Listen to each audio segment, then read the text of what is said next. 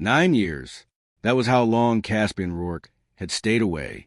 Not a letter, not a phone call, not even a name spoken out loud in a room where someone might hear it, and ask questions he wasn't ready to answer. 9 years. And now he was standing at the end of the dirt road, staring at a house that looked like it had been forgotten by everyone except the people living inside it. The porch sagged on the left side. The paint had given up somewhere around year 3 and peeled back in strips, exposing graywood underneath. A rusted wind chime hung from the overhang, turning slow in the October air, making no sound at all. The garden beside the steps was small and stubborn. Tomatoes, herbs, things that didn't need much to survive. Caspian's car sat behind him, engine off, city dust still settling on the hood. He hadn't told his driver where he was going. Hadn't told anyone. The address had come from a buried financial record. One line of metadata in a document Gideon Hale had filed 7 years ago and apparently forgotten. Apparently. If you ever felt like someone rewrote your life without asking you, keep watching, because what happens in the next 4 minutes will stay with you. And if you're new here, hit subscribe and turn on notifications. Every week we bring you stories that get under your skin and don't let go. He took one step forward, then another. The dirt crunched under his shoes. Italian leather, wrong for this road, wrong for this place, wrong for everything about this moment. That was when he heard it. Laughter, not performed, not polished. The real kind, short and unguarded. The kind that escapes before a person decides to let it. It came from inside the house, through a screen door that didn't quite close all the way, and it hit him somewhere below the sternum like a hand pressing flat against his chest. He hadn't heard laughter like that in 9 years either. The screen door swung open, and she was there. Eloan Rourke stood in the doorway barefoot, a dish towel folded over one shoulder, hair pulled back without care. She was older, of course she was, but that wasn't what registered first. What registered first was her eyes. They found him immediately, the way a person's eyes find a fire in a dark room, instinctive, involuntary, and followed immediately by the need to step back. She didn't step back. She went completely still. Neither of them spoke. The wind chime turned. The October air moved between them like it was deciding which side to stand on. And then 2 boys appeared behind her. The younger one pressed his face against her arm, fingers curling into the fabric of her sleeve. Maybe 7 years old, round-faced, quiet, watching Caspian the way children watch things they've been warned might be dangerous. The older one stepped forward. He positioned himself slightly in front of her, not dramatic, not rehearsed. Just instinct, shoulders squared, chin level, eyes that had no business being that steady in a face that young. Caspian looked at him, and the world went quiet in a way that had nothing to do with sound, because the boy looked back at him with dark, unblinking eyes and did not look away, did not shrink, did not ask who he was or what he wanted or why a stranger in a suit was standing at the end of their dirt road like he owned something here. He just looked like he already knew. Caspian's pulse dropped to something slow and deliberate, the way it did before a negotiation where the stakes were life-altering, and one wrong move collapsed everything. "Who are they?" he asked, and his own voice sounded far away. Eloan's mouth opened, but the older boy spoke first. "You took a long time," he said. Not angry, not afraid, just certain. The way someone states a fact they've been holding for years, waiting for the right moment to put it down. Caspian did not move, did not breathe, because a child who had never met him should not have said that, should not have looked at him like that, should not have stood in front of this woman, his mother, like he had been protecting her for years. The wind shifted, and Caspian Rourke, a man who had walked into boardrooms with governments present and never once felt afraid, felt something crack open in the center of his chest. Who are these boys, and why does the older one look at Caspian like he's been waiting for him? Drop your answer in the comments, and stay with us, because what comes next changes everything. Eloan was up before sunrise. She moved through the kitchen the way someone moves through a space they've learned by touch, eyes still adjusting, hands already working. The kettle went on first. Then the bread, cut thick because a younger boy, Tobias, ate more than his size suggested. And the older one, Demarian, would pretend he wasn't hungry until someone put food directly in front of him. She had learned their rhythms the way she'd once learned weather, by watching, by being wrong a few times, then adjusting without complaint. The farmhouse was cold in the mornings. The windows were single pane, original to the structure, and in October the chill came to the corners regardless of what she stuffed against the frames. She wore 2 layers now as habit. Her knuckles had started aching last winter and hadn't stopped. She set 3 plates. She put the kettle on a folded cloth because the counter was warped near the left burner, and things slid if you weren't careful. Everything in this house required that kind of attention, not dramatic attention, just the constant, steady kind. The kind that kept things from falling apart one small failure at a time. Demarion came downstairs first. He always did. He was 11 now, tall for his age, with a stillness about him that made adults uncomfortable and made Alohan's chest ache every single day. He sat at the table without being asked, pulled his sleeves down over his wrists the way he always did when the house was cold, and picked up a spoon before the oatmeal was even in the bowl. "It's not ready yet," she said. "I know," he said. "I'm being optimistic." She almost smiled. Tobias came down 7 minutes later, as predicted. He was wearing one sock and carrying the other. Trailing a blanket he refused to acknowledge was a security object despite dragging it everywhere since the second week she'd known him. He sat next to Demarion. Their shoulders touched. Neither of them moved away. That specific thing was what undid her sometimes. The way they had built a language between themselves out of nothing, out of survival, out of years of being in situations where they only had each other and had decided somewhere along the line that was enough. She served the oatmeal. She poured the tea. Tobias took his with too much honey. Demarion took his plain, and Alohan took hers however it came because there were mornings she forgot to want anything for herself. After breakfast, while the boys were outside, Demarion checking the garden fence that kept listing to the left, Tobias following him around with suggestions that were mostly unhelpful, Alohan went to the back room. She kept it locked, not because she didn't trust the boys. She trusted them completely, in the way you trust people you have chosen, which is a different thing than trusting people who arrived by obligation. She kept it locked because of what was in the third drawer of the old writing desk, a folder, manila, edges worn soft from handling. Inside it, a photograph, a letter she had never sent, and a single company badge with a name on it that no longer belonged to the boys she remembered, but to someone who had grown into something much colder in her absence. Demarion had asked her about it once. Not about the folder specifically. She didn't think he knew that existed, but about the man in the photograph she'd left on the kitchen table too long one evening. "Who is that?" he had asked. "Someone I used to know," she said. He had looked at the photograph for a long time. Then he said, "Will he ever come back?" She hadn't answered. She'd taken the photograph and walked to the back room, and the question had sat inside her like a splinter, small, buried, impossible to ignore. Now she opened the drawer. The badge was still there. Caspian Rourke, Vice President, a title he no longer held, because he'd outgrown it long ago, the way fire outgrows whatever room it starts in.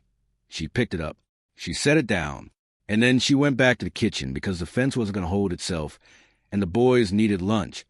And there was nothing she could do today about the things she hadn't done for 9 years. Except she had kept the badge. She had kept all of it. And somewhere in that locked drawer was a letter that explained everything.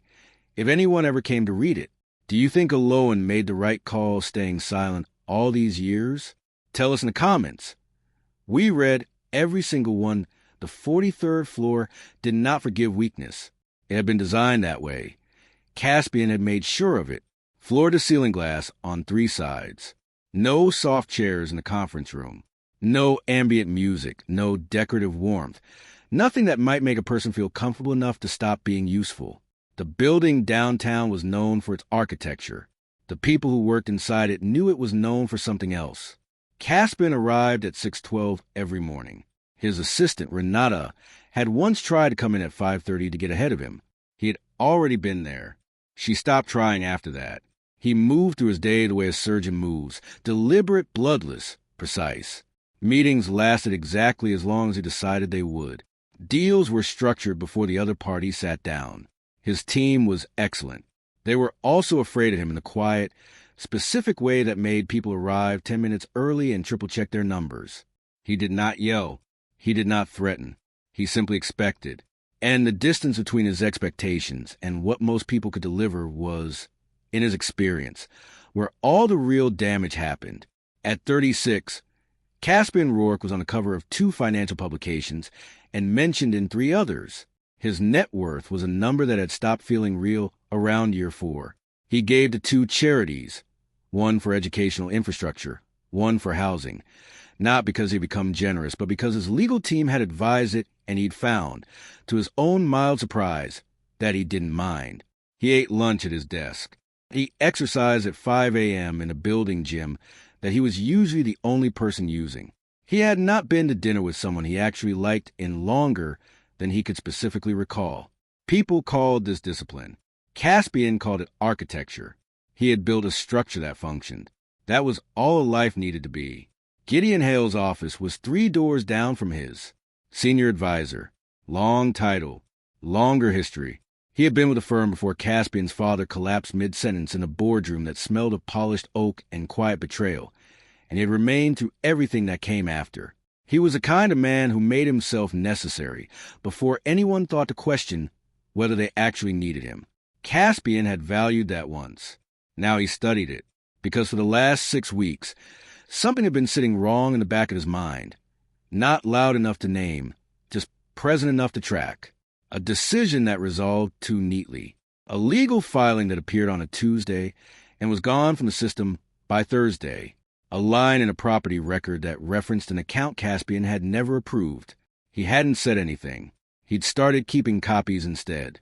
On a Thursday evening, when the floor had emptied and the city outside had gone amber and gray, he sat at his desk with 3 folders open and ran the thread again from beginning. The pattern was not dramatic. It never was when someone truly understood how to hide things. It was a series of ordinary decisions, each one explainable on its own, that only meant something when you laid them end to end and asked why they all pointed in the same direction. They all pointed at Gideon, and at the bottom of the 3rd folder, in a scanned document so routine it had never been flagged, a property filing for a rural address in a county 2 states over, was a name embedded in the metadata. Eloan, 1 word. 9 letters. Caspian stopped moving. He read it again. Then he sat back in his chair very slowly and looked at the city outside his window, all that glass and light, all that carefully constructed distance from everything human, and understood for the first time in 9 years that he'd been living inside someone else's design. The question was no longer whether Gideon had lied. The question was what else had been buried, and how long it had been waiting to be found. If you're feeling that tension right now, you're exactly where the story needs you. Stay with us. The night Eloan left, it was raining. Not dramatic rain. Not the kind that announces itself. Just steady, gray, indifferent. The kind of rain that doesn't care what it falls on. She had been in the kitchen when Gideon Hale arrived. That was the detail that stayed with her, that she had been doing something ordinary. Drying a glass. Thinking about whether the hydrangeas by the back gate needed cutting before the cold came. She heard the front door and assumed it was a housekeeper. It wasn't. Gideon stood in the kitchen doorway in a dark coat, no umbrella, hair dry in a way that suggested he planned for everything, including the weather. He set a folder on the counter with the careful placement of someone who had rehearsed the gesture. "We need to talk," he said. "About Caspian." She had set down the glass. The folder contained what looked like financial records, account transfers, legal correspondence, emails between Caspian's name and offshore entities she didn't recognize. Gideon walked her through it the way a doctor delivers a diagnosis. Measured, patient, waiting for the moment comprehension became grief. There are people who want to use this against him, Gideon said. Competitors. People on the board who have been waiting for one reason to move. Her hands had gone cold. "What does this have to do with me?" she asked. He looked at her then, just long enough to let her feel the weight of what he was about to say. "You are the reason, Eloan." He said it quietly. He said everything quietly. That was the thing about Gideon Hale. He never raised his voice because he never needed to. The damage was always done in the pause after. "Your presence destabilizes him," he continued. "Not because he's weak, because he cares about you. And caring in this environment is a liability that his enemies are already measuring. She had tried to speak. He hadn't let her. He slid a second document forward. Cleaner. A legal agreement. Her name at the top. If you leave quietly, no contact, no correspondence, the situation becomes manageable. The board has nothing to use. Caspian keeps everything he's worked for. And if I refuse, she said. He didn't pause. Then I let the filing reach the wrong desk. And your son loses his position, his inheritance, and his reputation. In that order, within 60 days.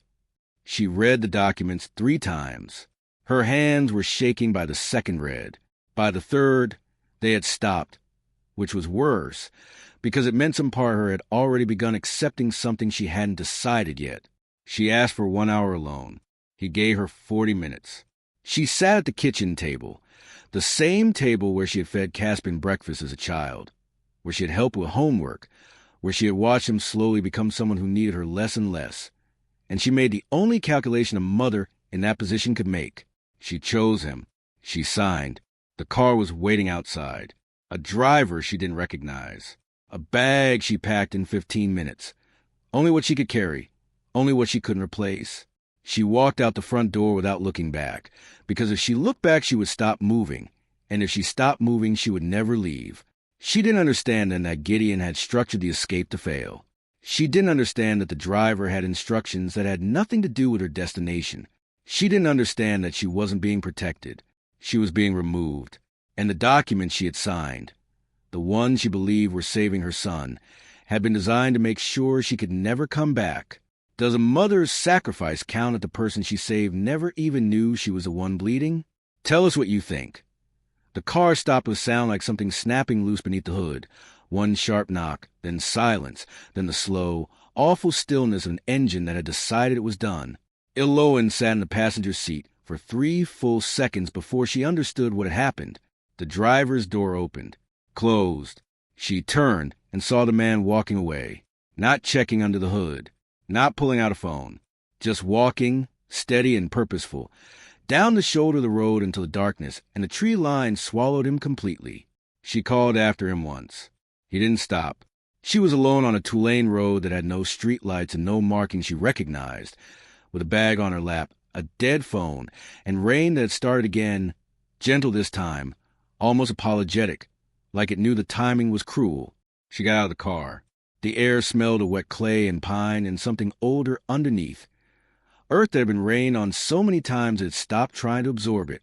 Her shoes were wrong for the road. Everything about this was wrong for the road. She started walking. She didn't know how long she walked. Long enough for her shoulders to ache and her thoughts to go quiet in that specific way they do when a person has passed the point of processing and entered the territory of just moving. That was when she saw them. 2 boys. They were standing at the edge of the road where the tree line broke, half in shadow, half in the gray light of a cloudy moon. Not moving, not speaking. Just watching her the way wild things watch, measuring the distance between themselves and danger before committing to either direction. The younger one was small, maybe 5, maybe 6, wearing a jacket 2 sizes too large and shoes that had no laces. He stood slightly behind the older boy, one fist gripping the back of the older one's shirt. The older boy was maybe 9, thin, eyes that belonged to someone who had already learned that the world was not reliably safe and had adjusted accordingly. He had positioned himself in front of the younger one without theatrics, no announcement, no hesitation. Just the instinct of someone who had been doing it long enough that it was no longer a choice. Iloan stopped walking. "Are you lost?" she asked. The older boy looked at her for a long moment. "No," he said, which was clearly not true, but she understood immediately that he was not going to admit to anything that made them seem vulnerable to a stranger on a dark road. She crouched down to their level. Her knees protested. She ignored that. "I'm lost," she said instead. "Is there somewhere nearby? A house? Anything." The younger boy looked up at the older one. The older one looked at Iloan. Something passed across his face. Not trust exactly. More like a calculation completed. A decision arrived at through logic rather than feeling. "There's a farmhouse," he said. "Down that road." He pointed left into the dark. "Nobody lives there right now." She nodded. She stood. And then, because it was the only thing that made sense and also the only thing that felt right, she said, "Walk with me." The younger boy looked at the older one again. The older boy was still watching her, still measuring. Then he took one step forward, and then another, and the younger one followed, still gripping the back of his shirt, shoes slapping softly against the wet road. They walked together in silence. A woman who had just lost everything, and two boys who appeared to have lost it long before tonight. The farmhouse appeared at the end of a dirt track, dark and leaning and smelling of old wood and closed rooms.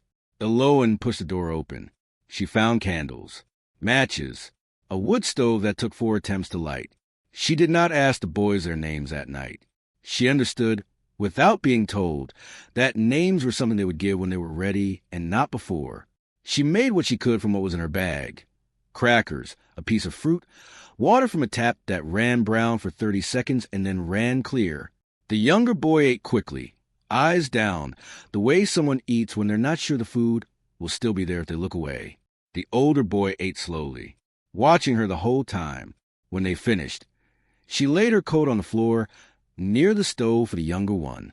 She sat against the wall with her knees pulled up, watching the fire catch and hold. The older boy sat across from her. After a long while, he said, "You're not going back, are you?" It wasn't a question. She looked at him, at his steady eyes, at the set of his jaw, at the way he held himself, like he had already accepted that the world was difficult and had decided to stand upright inside that difficulty rather than wait for it to change. Something about it reached into her chest and grabbed hold. "No," she said, "I don't think I am." He nodded slowly, like he understood that too, like he had said goodbye to something he wasn't going back to either. The fire crackled. The younger boy slept. The rain tapped soft and even against the farmhouse roof. And Eloan sat in the dark with a boy she had known for less than 2 hours, a boy with no last name and eyes that felt unbearably familiar, and could not figure out why looking at him felt like remembering something she hadn't known she'd forgotten. She didn't have a name for it yet, but the feeling wouldn't leave. And by morning, it would be the one thing she couldn't walk away from. What do you think Eloan is sensing about this boy? Drop your thoughts below and stay with us. She sold her earrings in the 3rd month. Not because she had to, not yet, but because the roof over the back bedroom had started pulling away from the wall in one corner. And when the rain came, it came inside, and Tobias had developed a cough that sat in his chest like something with weight to it. And the earrings were gold, and the roof was not going to fix itself. She didn't tell the boys. She drove 40 minutes to a pawn shop in a town where nobody knew her name, laid the earrings on the glass counter, and took what the man offered without negotiating, because she didn't have the energy to perform dignity that day. She fixed the roof herself, borrowed a ladder from a neighbor 2 fields over, a quiet man named Mr. Aldous who asked no questions and returned tools without commentary. She spent a Saturday on her knees on the slope of that roof with a tube of sealant and a determination that had nothing romantic about it. Demarian stood below the whole time, watching. When she climbed down, he said, "I could have helped." "I know," she said. "Why didn't you ask?" She looked at him, at his 11-year-old face carrying its 30-year-old expression, and said, "Because some things I need to do myself." He thought about that for a moment.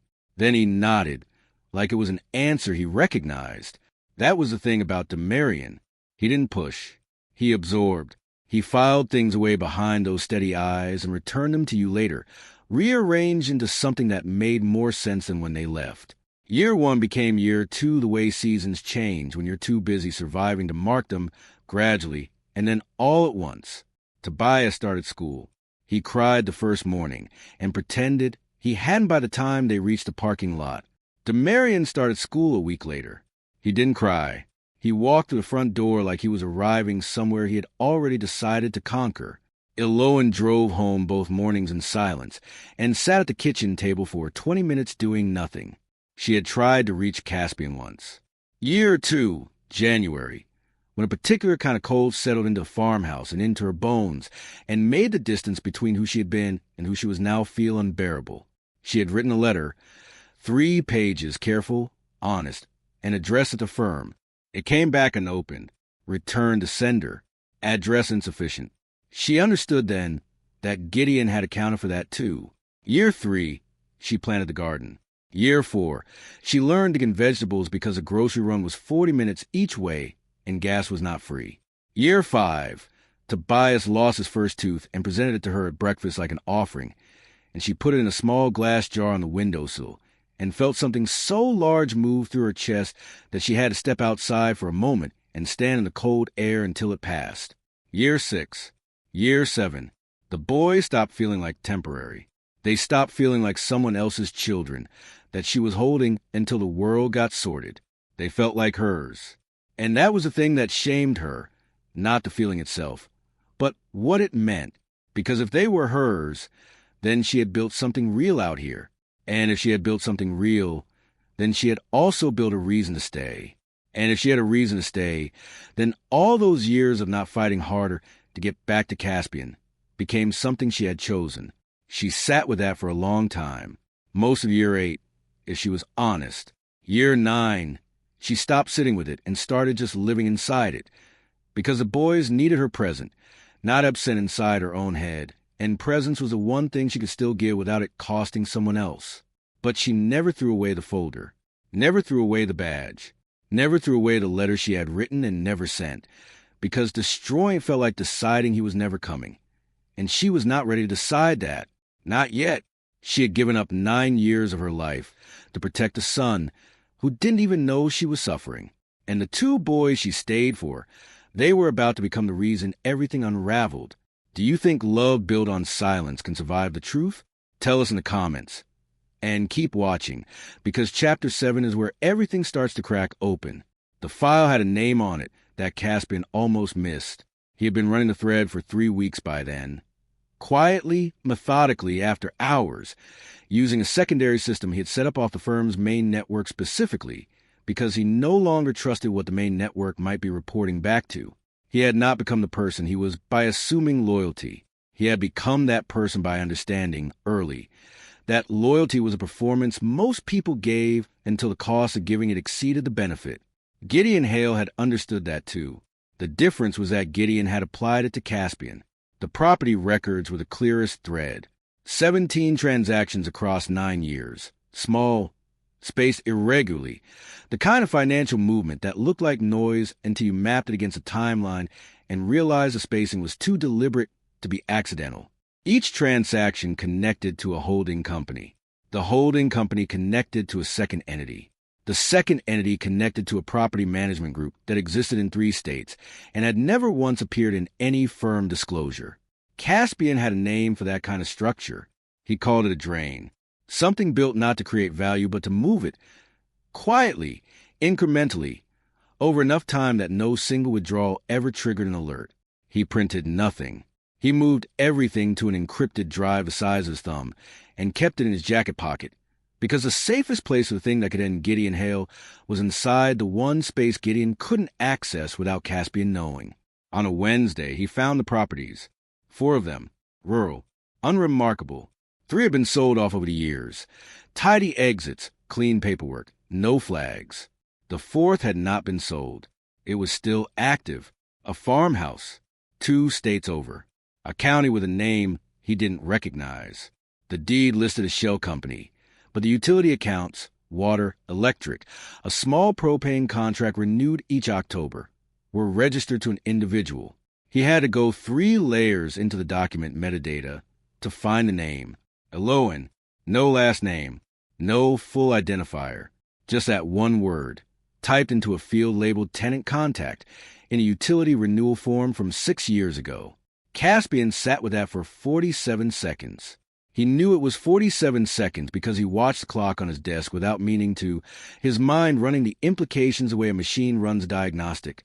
Fast, parallel, without sentiment. His mother had not left. She had been placed. And Gideon had kept the address in his own filing system, buried but present, which meant he had kept track of her, which meant her location was not an accident, which meant everything Caspian had believed about her departure for 9 years had been built on a foundation that Gideon had constructed and Caspian had never once thought to inspect. He closed the laptop. He sat in the dark for a moment. Then he stood, put on his coat, and told Renata on his way out that he would be unreachable until Monday. She looked up from her desk. She had worked for him for 6 years and had learned to read the specific texture of his silences. This one made her set down her pen. "Should I call anyone?" she asked carefully. "No," he said. He did not take his security detail, did not call his driver. He took his own car from the parking structure, a vehicle he drove maybe 4 times a year, and entered the address into the navigation system and pulled out of the garage into the city's midday noise. He did not tell anyone where he was going, because what he was driving toward was not a business problem. It was something older and more dangerous than any deal he had ever walked into. And the one thing he had learned, in 9 years of building an empire on precision, was that the moments requiring the most care were always the ones you had to walk into alone. He had spent 9 years building walls around everything that mattered. Now one name in a buried document was about to bring all of them down. Do you think Caspian was ready for what was waiting at that farmhouse? Drop your answer below. The farmhouse was smaller than he expected. That was the first thought, not profound, not emotional. Just the plain fact of it. He had spent 9 years constructing a version of his mother's absence in his mind. And whatever shape that absence had taken, it was larger than this. Larger than a sagging porch and a wind chime with no voice in a garden that had been coaxed out of ground that clearly hadn't wanted to cooperate. He stepped inside. Iloan had left him at the doorway. Not rudely, not dramatically. She had simply said, "Come in," and then moved to the kitchen, and the boys had watched him from the hallway as he crossed the threshold like they were deciding whether to stay or go. Demarian stayed. Tobias pressed close behind him. The inside of the house was worn in the specific way that things get worn when someone has cared for them past their natural lifespan. Surfaces clean but tired, furniture positioned to disguise what was broken, curtains hemmed by hand in a way that was precise without being perfect. A house held together by attention, and not much else. On the wall near the staircase, drawings, children's drawings, taped in a loose arrangement that had grown over time, layer over layer, the older ones yellowing at the edges. Animals, houses, one drawing near the center, of 3 figures standing in front of a building, 2 small, 1 tall. Caspian stopped in front of it. The tall figure had been drawn with particular care. Straight lines, careful proportion, more time spent on it than the others. Someone had wanted to get it right. Tobias drew that one. Demarian said from behind him. Caspian didn't turn. "When?" he asked. "About a year ago." Demarian said, "He draws people he thinks about." Caspian looked at the tall figure. "Who is it?" he asked. Demarian didn't answer right away. The silence lasted long enough that Caspian turned to look at him. The boy held his gaze without flinching. "He doesn't always say," Demarian said carefully, which was not an answer, and both of them understood that. Caspian moved through the front room slowly. A pair of small shoes by the door, worn at the toes, size 7, double knotted out of habit. A stack of library books on the side table, 2 of them bookmarked near the end. A coat hook with 3 jackets on it, 1 adult, 2 children's, and below it, a single umbrella with a broken spoke that had been wrapped with electrical tape to hold the frame together. Every object in this house told the same story. Someone had been making do for a long time, without complaint and without anyone watching. He moved to the hallway. There was a door at the end, closed with a small brass lock on it, the kind you bought at a hardware store, installed by the look of the screws by someone who was careful but not a carpenter. He did not try to open it, but he stood in front of it for a moment because the lock was new relative to the house, maybe 3 years old, if the finish on the brass was anything to measure by, and the question of what required locking in a house this isolated settled into him with a weight he couldn't name. Demarian had followed him into the hallway. "That's her room," the boy said. "She locks it?" "Just the drawer," Demarian said. Then, after a pause, "She thinks I don't know about the drawer." Caspian looked at him. Demarian looked back, and for a moment the resemblance hit, so cleanly that Caspian felt the air leave his lungs without drama. Just gone, like a door closing in a pressurized room. The same jaw, the same way of holding still, the same quality of attention that other people experienced as intensity, and that was, in fact, simply the result of never being able to afford the luxury of not paying attention. Caspian knew exactly what that felt like. He had spent 36 years living inside it. He turned away before the moment became something he couldn't manage. He walked back to the kitchen doorway. Iloan was standing at the counter, her back to him, doing nothing, just standing. The kettle was on, but she wasn't watching it. Her hands were flat on the counter, and her shoulders were carrying something that had nothing to do with posture.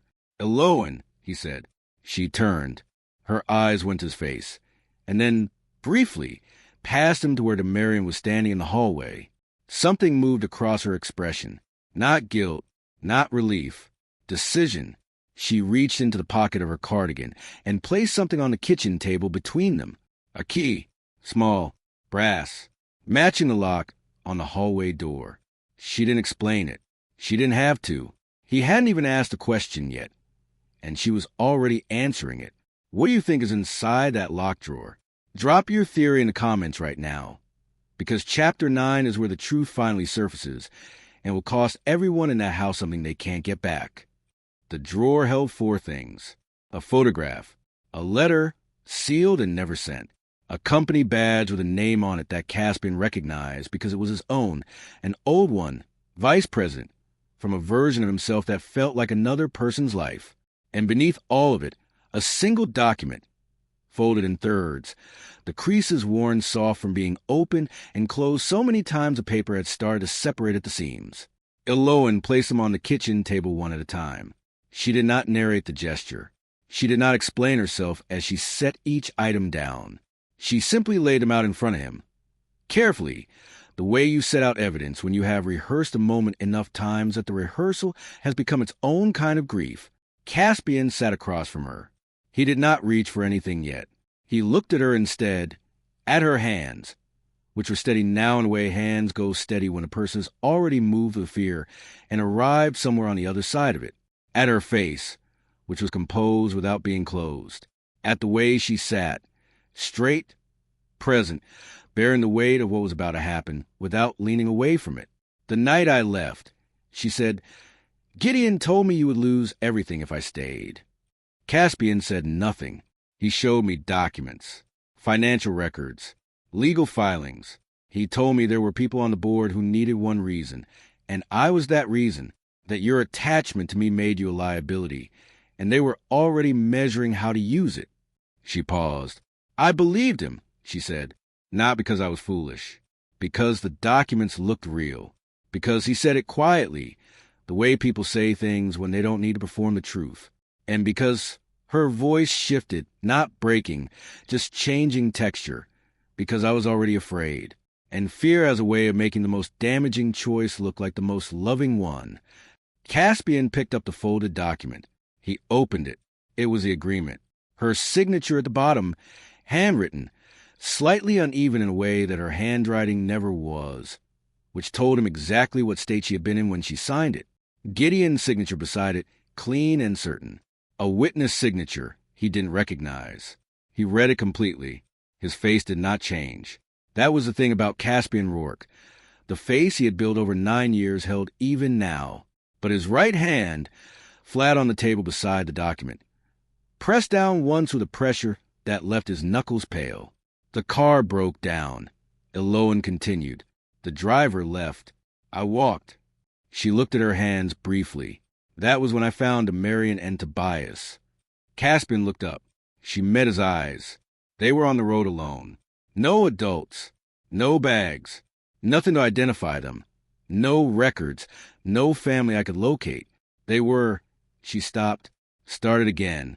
Demarian was 9.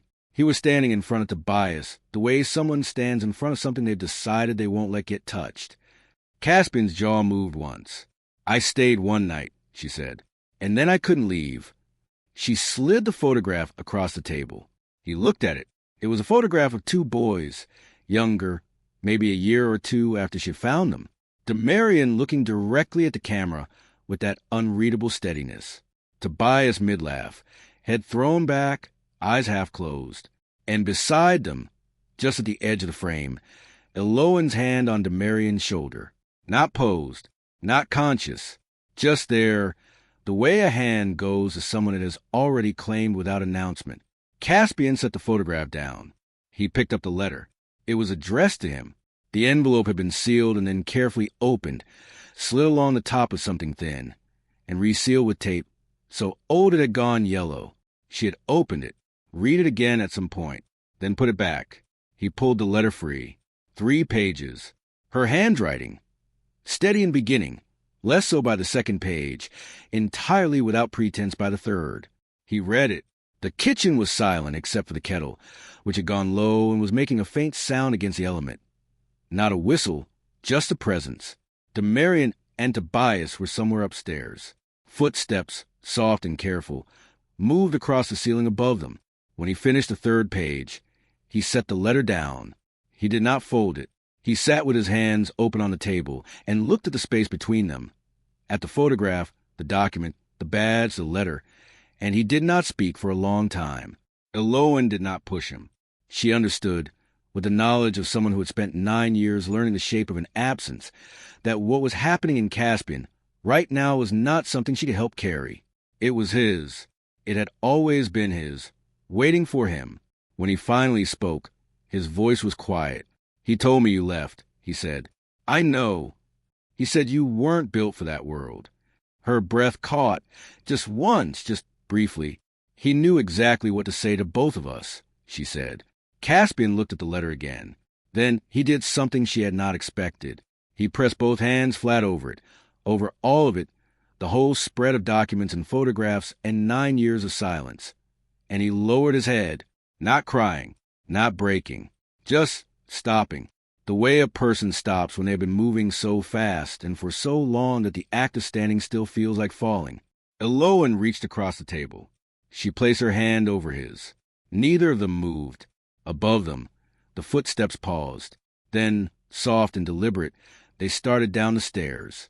He had spent 9 years building an empire on the belief that she chose to leave. The truth was quieter than he expected, and heavier than anything his boardroom had ever handed him. What breaks you more, a betrayal by an enemy, or the years you lost believing a lie? Share your answer in the comments. Stay with us for the final chapter, because what happens next is a part nobody sees coming. He stayed, not because he announced it, not because anyone asked. He simply did not leave when the afternoon went gray, and when Tobias appeared in the kitchen doorway asking if anyone wanted to know what he found in the garden, a toad, as it turned out, housed in his cupped palms with great solemnity.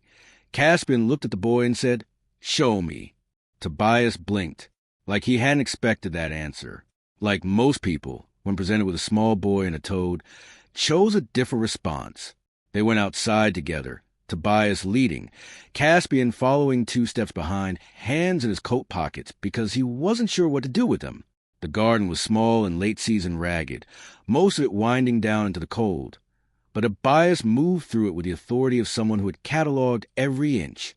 He showed Caspian the toad's preferred corner, behind the 3rd raised bed, beneath a piece of slate someone had left there intentionally. "He's been here since August," Tobias said seriously. "I named him Gerald." "Gerald," Caspian repeated. "He doesn't respond to it," Tobias admitted, "but I feel better using it." Caspian looked at the toad.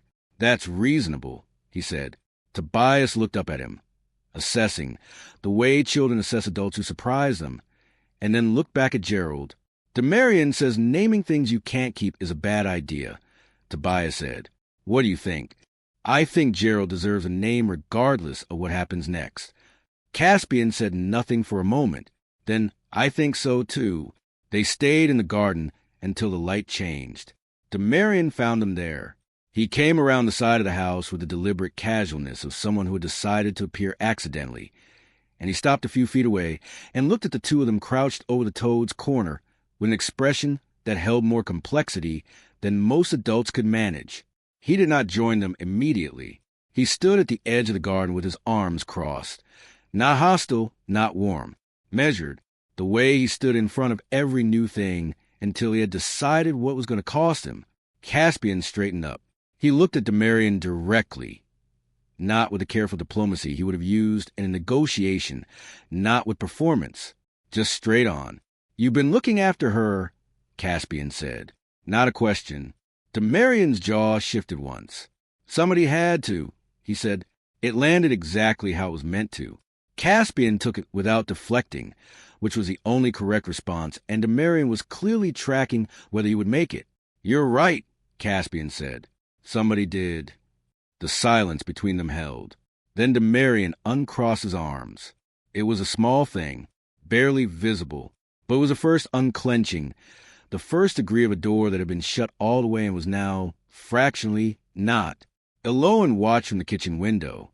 She had been watching for a while, not anxiously.